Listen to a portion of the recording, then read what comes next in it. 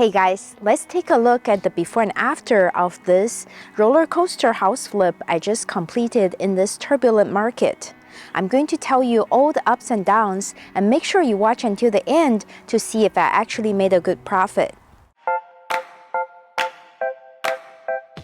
The front yard was green before and it's still green now, but with grass rather than weeds. Once we killed all the weeds, unfortunately there wasn't much grass to save, so we had to put down sod. It looks so green and lush, but this might be the last time I use this much sod. I'm more and more concerned about the drought issue and would like to do my part to conserve water. In hindsight, we could definitely use more plants here rather than this much sod because we didn't need this big of a lawn. The most noticeable change on the curb appeal is probably from the exterior paint. Compared to the tired and dated before, the home looks so refreshed with this new color. I'm getting tired of all different shades of gray colors, and I'm trying this much lighter gray beige color, and I'm in love. The blue front door is a perfect pop of color, and I'm probably going to use this same color combo again and again. We also updated all the windows to dual pane and put in this new front door with lights. Welcome inside. The living room before was pretty dark, but the new recessed lights really brightened up the space. We also put on new trim, new baseboards, and refinished the hardwood floors. The floors looked pretty bad before, but after we sanded it, it looks as good as new, and we were able to just use a clear coat of stain to achieve the natural finish, which is on trend. Right across from the living room is the kitchen that was relocated from where the dining room is now to the front of the house. We changed it from a galley kitchen to this U shape with a peninsula. It was an easy decision to relocate it because I really like now it opens up to the living room, but I didn't realize how tight this space was because in the old kitchen, some appliances were missing. As soon as we put all the cabinets in, we realized that this opening is just over 3 feet. And I was really worried that the tiny kitchen is going to turn off the buyers, but luckily I was overthinking. Because the kitchen is tiny, we made it all white.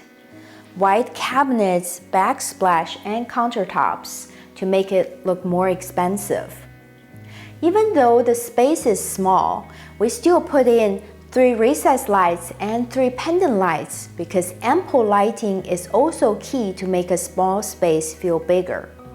You may have noticed that we replaced the old tile floor with hardwood floors that match the existing floors in the living room, so this area feels less compartmentalized. A couple of details I want to mention here.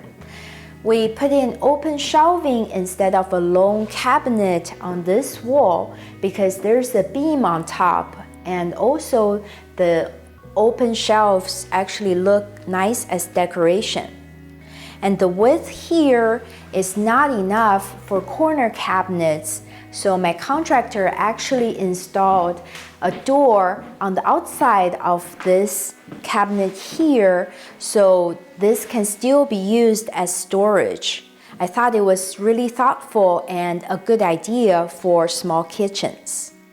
Before I show you more of the before and after of this roller coaster house flip I just completed, smash the like button below and subscribe to the channel to see more interesting content like this.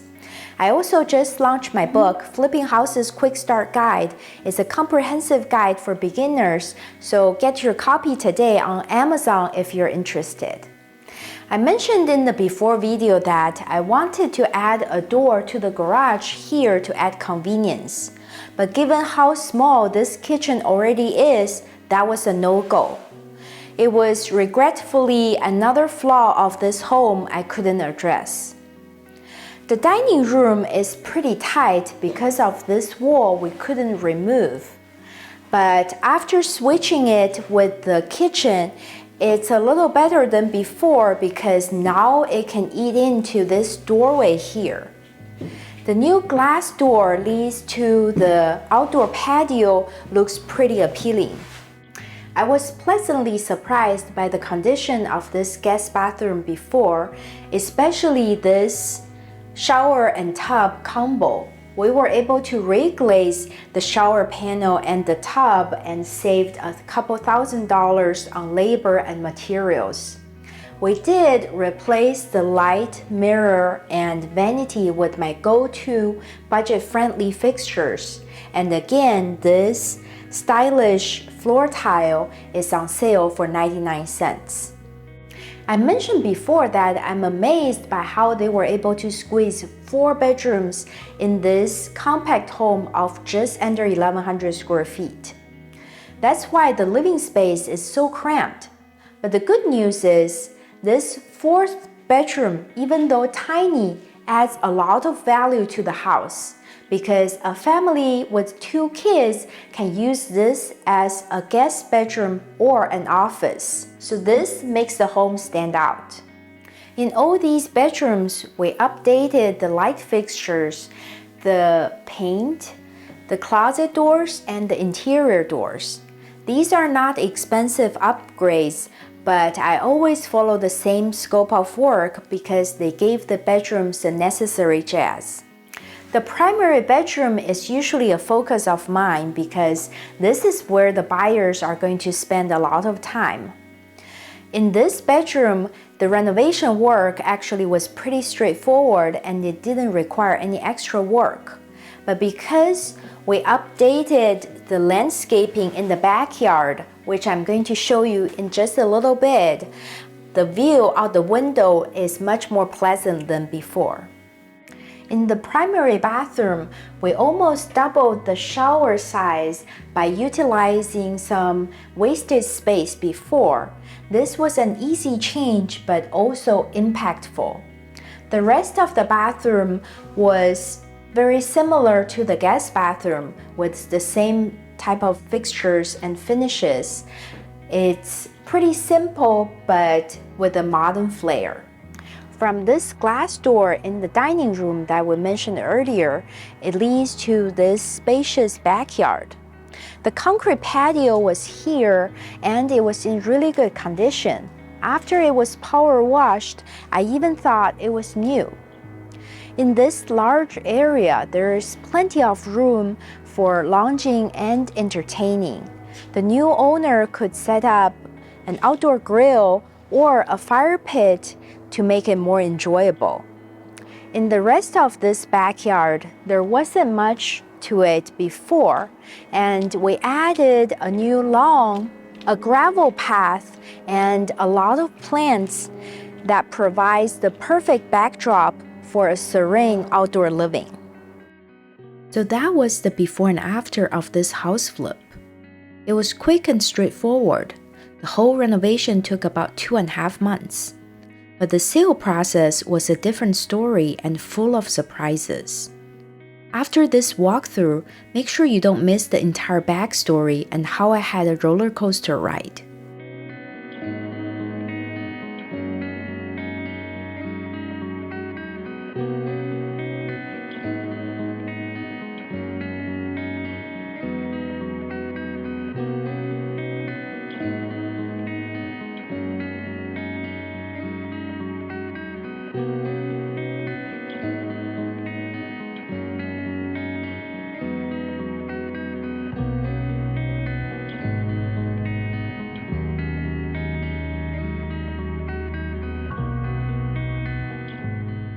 Now let me tell you why this flip was a wild ride. The construction was easy peasy with not much surprise, but when it came time to list the home, the comps weren't so rosy. We're in such a strange market right now. With the rising interest rate, a lot of buyers are taking a more conservative approach or even a step back. But at the same time, inventory is still incredibly low. With the constraint on both the demand and supply, there are very few sales to be used as comparable sales, and it's very difficult to gauge buyers' interest. I bought this home for around $1 million, thinking the ARV would be around 1.4 conservatively. But after we spent about $100,000 on the renovation and about 2 months' time, the comps were looking a little lower than anticipated. So we thought the home may sell for around 1.3 or 1.35 in the best case. It's quite a disappointment because at that price, most of the margin would be gone. To my surprise, we received a preemptive offer at 1.45 just 2 days after being on the market, which I thought was impossible in this kind of market condition. When I was about to accept that offer gladly, another offer, even stronger, came in at 1.5. But there's a catch. This new offer has a property contingency, and the buyer wants to do another property inspection even though we already have a report. It's a big risk because it gives the buyer an out, and if there are new items on the report, they could renegotiate the price, and I would have to disclose the report to any new potential buyers. But the contingency is only for 4 days, so I decided to stick it out.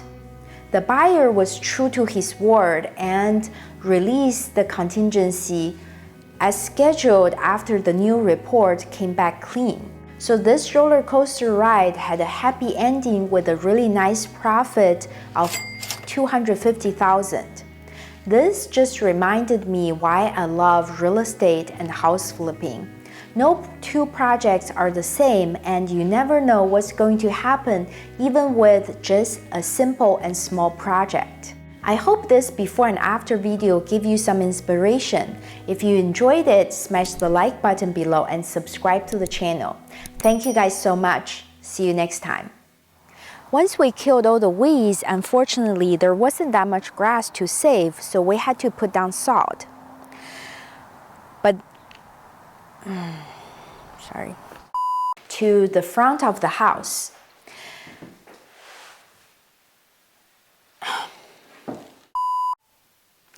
Before I show you more of this,